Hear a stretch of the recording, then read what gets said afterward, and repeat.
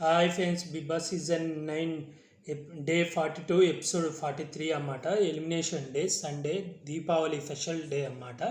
అయితే 2:30 గంట ఉంది దీపావళి ఎపిసోడ్. అయితే అందులో కొన్ని సోదుని మెయిన్ ఇంపార్టెన్స్ అన్నీ మాట్లాడేస్తాను. ఫస్ట్ వచ్చేసి ఐపరాది వచ్చి ఇంట్లో ఇవ్వడం అన్నమాట. ఒక్కొక్కరికి క్లియర్గా ఇచ్చిండు. అయితే ఇక్కడ ఐపరాది తనుజాన్ అంటాడు, నువ్వు కొన్ని మార్చుకోవాలి, మార్చుకుంటే ఈ సీజన్కి లేడీ విన్నర్ నువ్వే అవుతావు అని చెప్పి డైరెక్ట్గా చెప్పేశాడన్నమాట తనుజాకు. అలాగే ఇమాన్యుల్కి కూడా ఇండైరెక్ట్గా చెప్పాడు. ఇమాన్యుల్కి, నాయన నువ్వు అమ్మ అమ్మ అంటుంటే మీ అమ్మ కన్ఫ్యూజ్ అవుతుంది, సంజనాన అమ్మ నీనా అని కానీ ఇమాన్యుల్కి ఇంకా అర్థం కాలేదు, అంత క్లియర్గా లేదు.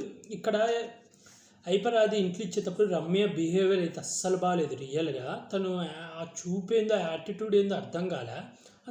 అందరు ఆఖరికి మాధురి గారు కూడా చాలా ఫన్గా తీసుకొని చాలా క్లియర్గా తీసుకుంటే రమ్య మాత్రం సీరియస్గా తీసుకుంటుంది.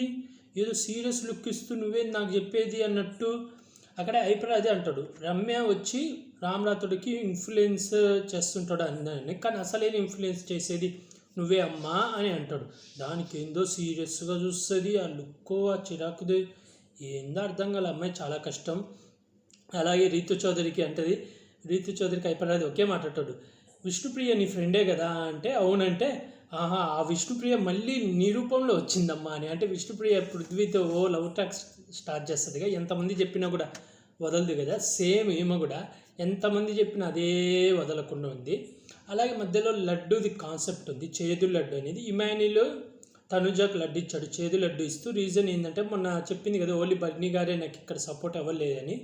దానికి నేను అట్టయ్యాను సార్, నేను చాలాసార్లు సపోర్ట్ చేశాను. అలాగే తర్వాత రీజన్ అడిగితే తను చెప్పిన రీజన్ కూడా నాకు అంతగా నచ్చలేదు, అందుకే ఇది మార్చుకుంటే బాగుంటుంది అని చెప్పి ఇచ్చాడు.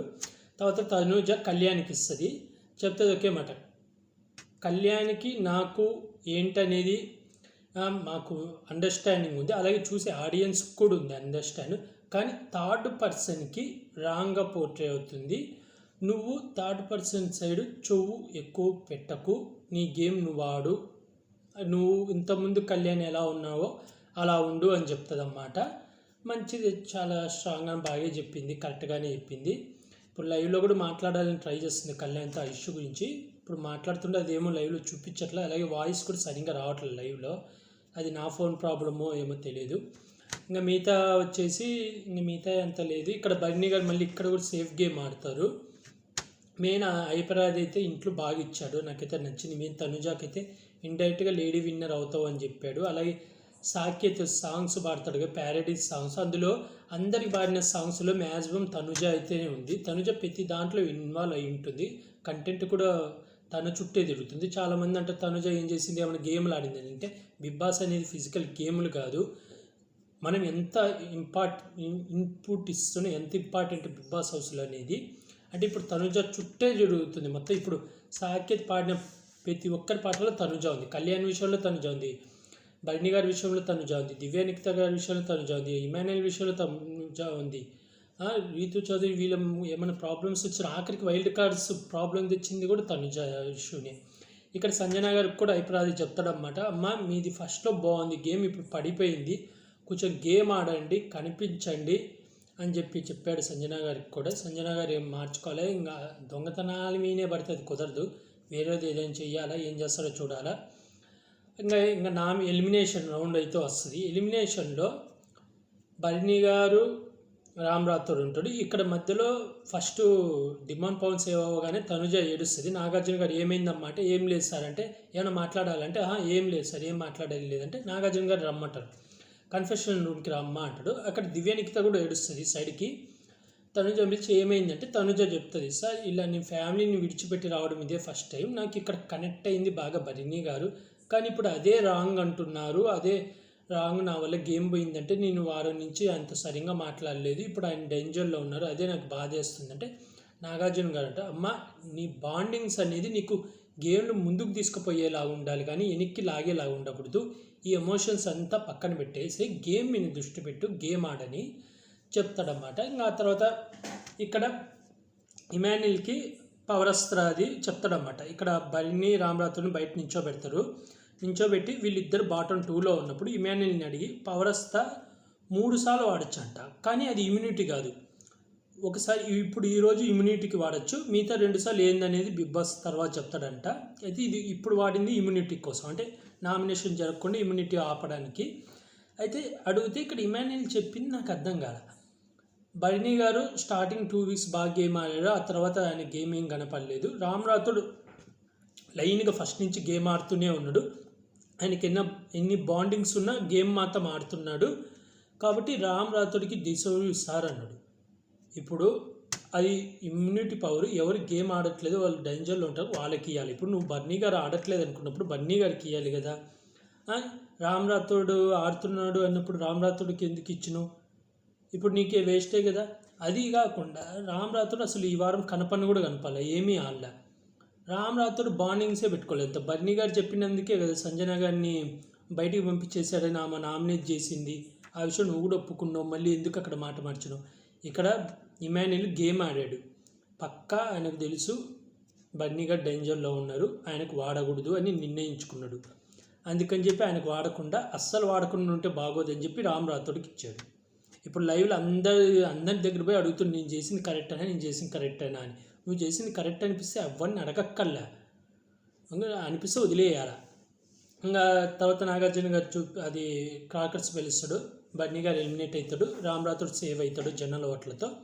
ఇంకా బర్నీ గారు వెళ్ళిపోయేటప్పుడు తనుజ దివ్యానికితో చాలా బాగా ఏడుస్తారు చాలాసేపు. ఇంకా బర్నీ గారు స్టేజ్ మీదకి పిలిపించి ఆయన ఏవీ చూపిస్తారన్నమాట. ఏవీ చూపించినాక ఒక్కొక్కరి గురించి మాట్లాడమంటే ఇమాన్యుయల్ని ఫస్ట్ నా ఏవీలో ఫస్ట్ నువ్వే ఉన్నావు, ఎండింగ్ కూడా నువ్వే ఉన్నావు ఇమాన్యుయల్, నీకు నాకేం బాండింగ్ ఉందో మన ఇద్దరికి తెలుసు అంటాడు. తర్వాత తనుజాకి చెప్తాడు, నువ్వు ఎక్కువగా ఏడవకు, స్ట్రాంగ్గా ఉండు, అలాగే ఎవరిని నమ్మకు, నీ గేమ్ నువ్వు ఆడుకో అని చెప్పి తనకు బాగా ధైర్యం చెప్తాడు, స్ట్రాంగ్గా ఉండమని చెప్తాడు. అలాగే ఎవరిని నమ్మొద్దని చెప్తాడు, ఇమాన్యుయల్ని ఉద్దేశించే అన్నాడన్నమాట. ఇండైరెక్ట్గా ఎవరిని నమ్మొద్దు అని చెప్పాడు. తనుజ ఇంకా అలాగే ఉండి గేమ్ ఆడాలా, బాగా గేమ్ మీద ఫోకస్ పెట్టాలా. ఇంకా దివ్యానికిత కూడా చెప్తాడు అన్నమాట, నాకు ఒక సిస్టర్ లాంటిదని. దివ్యానికిత కూడా ఏడుస్తూ నాకు ఒక ఫ్యామిలీ మెంబర్ లాంటి వాడు సార్ అది ఇదని ఇలా మాట్లాడేసి వెళ్ళిపోతాడు. ఇంక అందరు వెళ్ళిపోతారు. ఈరోజు ఓవరాల్గా అయితే ఇదే జరిగింది. ఇంకా ఫ్యామిలీ వీడియోస్ వచ్చాయి. సంజన గారికి ఫ్యామిలీ వీడియో చూపించారు, ఇమాన్యుయల్కి వాళ్ళ మదర్ని, వాళ్ళ బెదర్ నుంచి వీడియో వచ్చింది, డిమాండ్ పవన్కి వాళ్ళ మదర్ నుంచి వీడియో వచ్చింది, సుమన్ శెట్టి గారికి వాళ్ళ వైఫ్ నుంచి వీడియో వచ్చింది, 4 ఇంకెవరో 5 పవన్ కళ్యాణ్కి కూడా వీడియో వచ్చింది. ఇలా 5గురికి అయితే వీడియోలు వచ్చాయి. మిగతా వాళ్ళకి కూడా వేస్తుంటే బాగుండి అనిపించింది. కానీ ఏమో కొబ్బరి రేపు ఎపిసోడ్లలో టాస్కులు పెట్టుకుంటే ఈ వీడియో టాస్కులు ఏమైనా పెడతారేమో భయం వేస్తుంది. ఓవరాల్గా అయితే ఇదే ఇంపార్టెంట్ అంటే ఇంకా మధ్యలో కొన్ని టాస్కులు జరిగినాయి అంతే. సాంగ్స్ సాకేత్ సాంగ్ రూపంలో వచ్చి ప్యారడైజ్ సాంగ్స్ వేసారు. మర్చిపోయిన లడ్డు ఇచ్చే దాంట్లో ఇది రీతు చౌదరి ఒక మాట అంటది, డిమాండ్ పవన్కి చేదు లడ్డు పెట్టి నమ్మకం ఉంటే ఉండు, నమ్మకం లేకపోతే వదిలేసి వెళ్ళిపో అంటదన్నమాట.